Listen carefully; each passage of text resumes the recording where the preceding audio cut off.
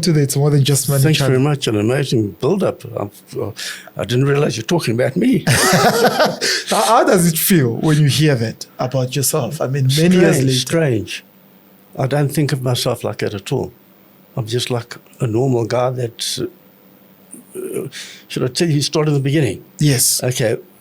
I was held back in class 2, grade 2, failed grade 4, and my parents suggested I go to a school with smaller classrooms and fewer people so they could focus on me, because I was supposed to be not as bright as other children.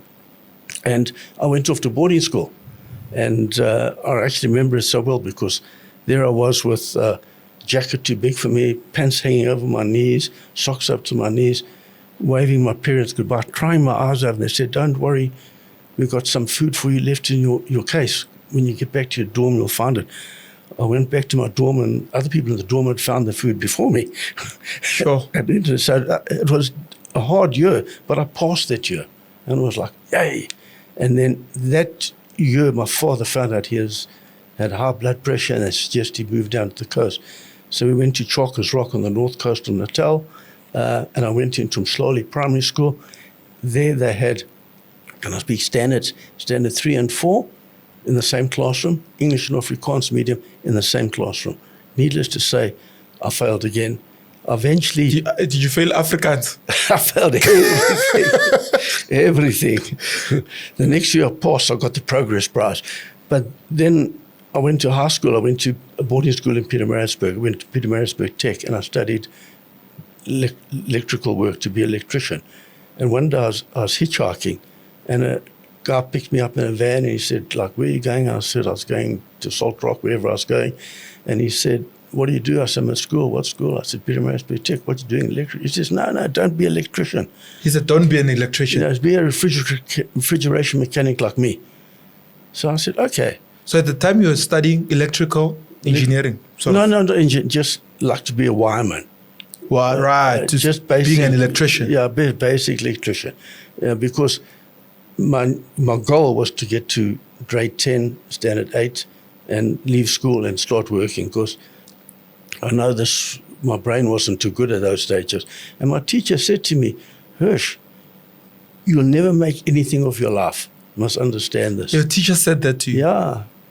Yeah. So anyway, I decided when I leave school I'm going to be a fridge mechanic, but I failed grade 10, standard 8, and I went home to my father with my court card with all these red rings on it, and he said, "Son, you must realize you're never going to get a matric. Go get a trade. Maybe one day you can buy a bakkie and start your own business." And that little seed was in my head. In those days, unfortunately, we had to do army training, so I did my army training. And after my army training, I got a job at a company called Fuchsware, which unfortunately doesn't exist today, but it's an African company in Alberton that made fridges, stoves, washing machines. So you had moved from Durban now? No, I'm still in Durban. Still in Durban? Yeah, but the company was based in Alberton, but they had a branch in Durban. Yes. And I got a job there as an apprentice to fix appliances, learn to fix appliances. In the end of my 4th year of my apprenticeship, it was a 5-year apprenticeship in those days, I met this girl called Margaret. I mean, she knows a good thing when she sees it. We were married 11 months later, and we moved in a little flat in Durban. And our next day was a retired school teacher. Where did you meet Margaret? I used to play cricket, and she was going out to the captain of the first team, and I was captain of the third team. So we'd see each other at cricket socials, and then they broke up, and we went out one Friday night, and she was there, and we started speaking, and I took her out to a roommate, and my friend took her out to her. And the next Friday night we saw her, and she said to her roommate, "No, she wants to go with me." And that's how it started. Basics, going out Friday night, seeing her, meeting a nice girl. So we got married, moved to a little flat in Manning Road in Durban, retired school teacher. And Margaret said, "Allan believes he's stupid." Well, my teachers told me I was. My friend said, "You can't spell money. How are you going to make money?" So I then believed that was my journey. I was going to be a fridge mechanic, fixing fridges or air conditioners. And And you told Margaret you believed you are stupid. I didn't tell her, Okay. but I just, when she said, what do you want to do with your life? And I want to fix fridges. And, I had no ambition, no real goals, nothing. And our neighbour said, there's a Professor Logue who specialised children with learning problems. Why don't I go and see him? It was 15 Rand an appointment an hour in those days. As a last year apprentice, I was earning 35 Rand a week. So I wait till I had to come out of my apprenticeship, had enough money.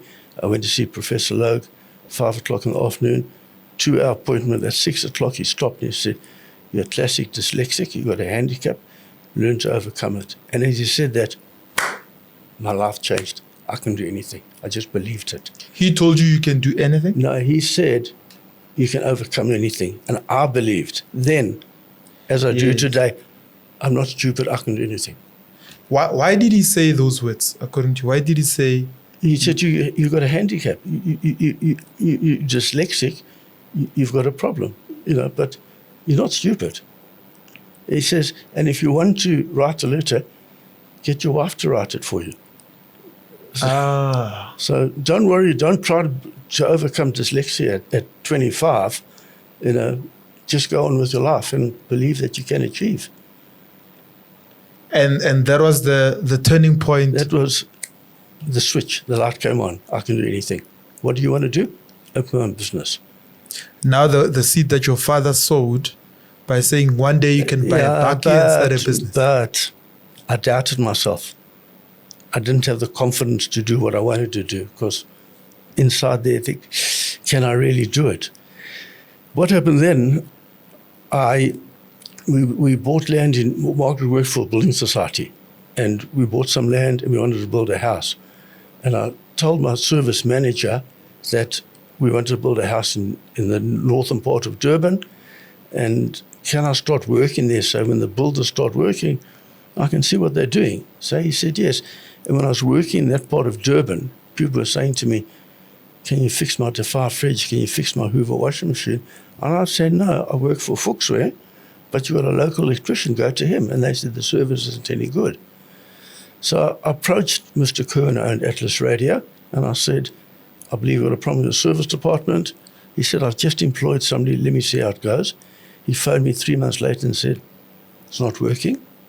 I must come and see him. So I went to see him and he said, I want to start a separate company called EAR, Electric Appliance Repair Company. Yeah. Electric Appliance Repair Company. I'm going to give you 40% of the business. I'm going to keep 60. You do the repairs. I'm going to do all the sales. But if something is not worth repairing, tell me, I'll phone the customer and we'll sell them a new washing machine or fridge, whatever they need. So I said, fine. And he'd been in business for 30 years at this stage. So I'd go out and I'd go to a customer, washing machine's not worth repairing. I'd say to Mr. Courier, Mrs. Jones, whoever it is, the washing machine's not worth repairing. And on Tuesday night when we had a meeting, I'd say, did Mrs. Jones buy a new washing machine? And he'd say, no, she went to a discounter. So I said, well,